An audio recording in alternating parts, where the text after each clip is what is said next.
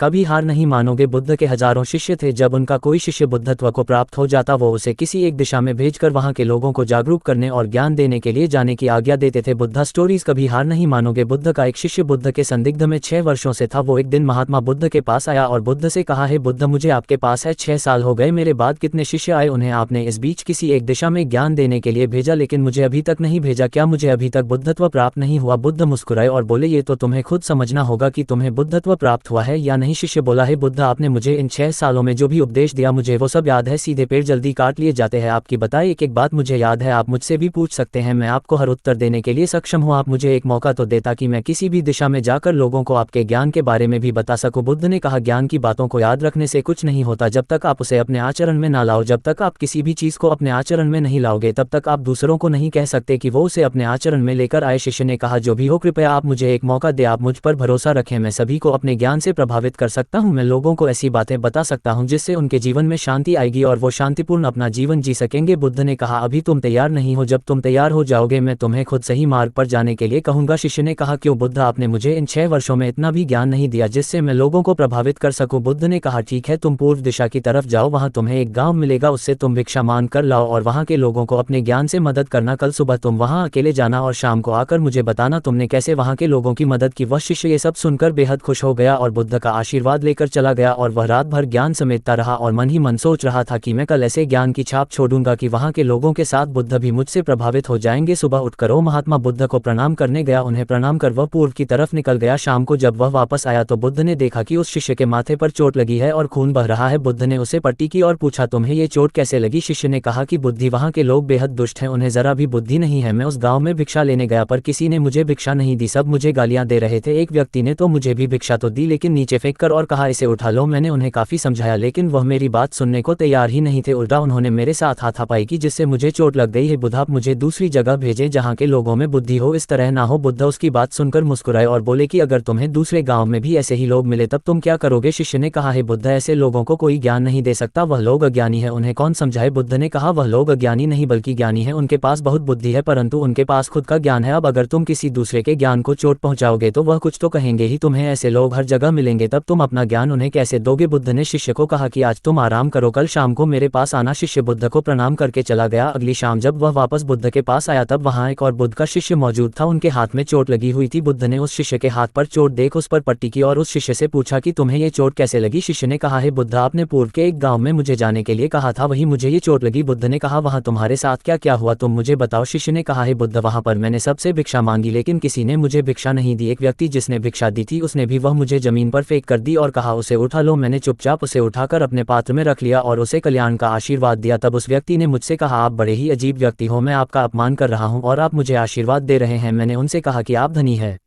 आप मुझे आशीर्वाद दे रहे हैं। मैंने उनसे कहा कि आप धनी हैं, आपने मुझे दान दिया है इसलिए मैं आपको आशीर्वाद दे रहा हूं। फिर वहां से मैं आगे गया तो कुछ लोगों ने मुझे वहां से जाने के लिए कहा, उन्होंने मुझे कुछ अपशब्द कहे और मुझ पर कुछ पत्थर फेंके जिससे मुझे चोट लग गई। जब मैं वापस आ रहा था तब मैंने एक माँ को रोते हुए देखा, वह अपने बीमार बच्चे को लेकर चिंतित थी। मैं तुरंत जंगल से जाकर उसके लिए जड़ी बूटी ले आया लेकिन वहाँ के लोग मुझे जड़ी बूटी देने नहीं दे रहे थे। फिर मैंने उनसे विनती की कि वह मुझे उस बच्चे का इलाज करने दें, उसके बाद वो जैसा कहेंगे मैं ठीक वैसा ही करूँगा। फिर जिस व्यक्ति ने मुझे भिक्षा दी थी उसने गाँव वालों को समझाया, तब उन्होंने मुझे उस बच्चे को जड़ी बूटी लगाने दी। उसके बाद वह बच्चा ठीक हो गया। फिर गाँव वालों ने मुझसे अपने किए गए अभद्र व्यवहार के लिए क्षमा मांगी और मुझे धन्यवाद कहा। फिर मैं वहाँ से वापस आ गया। है बुद्ध, आपसे एक विनती है, उस गाँव के लोग बहुत भोले भले और सीधे हैं, क्या मैं रोज उसी गांव में जाकर भिक्षा मांग सकता हूं? ये सभी बात वो पहला शिष्य भी सुन रहा था। उसने ये सुनते ही बुद्ध के चरणों में गिरकर कहा कि हे बुद्ध, मैं समझ गया हूं कि अभी मैं उस लायक नहीं हुआ कि दूसरों को ज्ञान दे सकूं। बुद्ध ने कहा, हमें बाहर वैसे ही लोग दिखाई देते हैं जैसे हम भीतर से होते हैं। जब तक हम स्वयं को नहीं बदलते तब तक हम किसी को भी नहीं बदल सकते। खुद में परिवर्तन करना बेहद जरूरी है। कोई भी बात बताने से पहले उसे आचरण में लाना बेहद जरूरी है, क्योंकि आचरण में लाई हुई चीज को बताना समझाना बहुत आसान होता है और उसे लोग बेहद आसानी से अच्छे से समझ पाते हैं। दोस्तों, आपने क्या सीखा इस पोस्ट से जरूर बताएं। निष्कर्ष दोस्तों, हम सभी को ऐसा लगता है कि हमने जो कुछ भी सीखा है वह हमको दूसरों को सिखाना चाहिए, लेकिन हम जाने अनजाने में दूसरों को सिखाने के चक्कर में हम कभी कभी गलत साबित हो जाते हैं। तो इसलिए दोस्तों, अगर आप किसी को भी कोई भी सुझाव देने के लिए जाते हैं, आप कोई भी चीज़ सिखाने के लिए जाते हैं, तो सबसे पहले आप उस कार्य को संपूर्ण रूप से और सही ढंग से अच्छे से सीख जाएं। और आपको जब ये पक्का प्रूफ मिल जाए कि अब मैं इस कार्य को संपूर्ण रूप से सीख चुका हूं, अब मैं दूसरों को सिखा सकता हूं, तभी आप दूसरों को सिखाने के लिए जाए, अन्यथा आपके साथ दुर्व्यवहार हो सकता है और आपको क्षति भी पहुंच सकती है।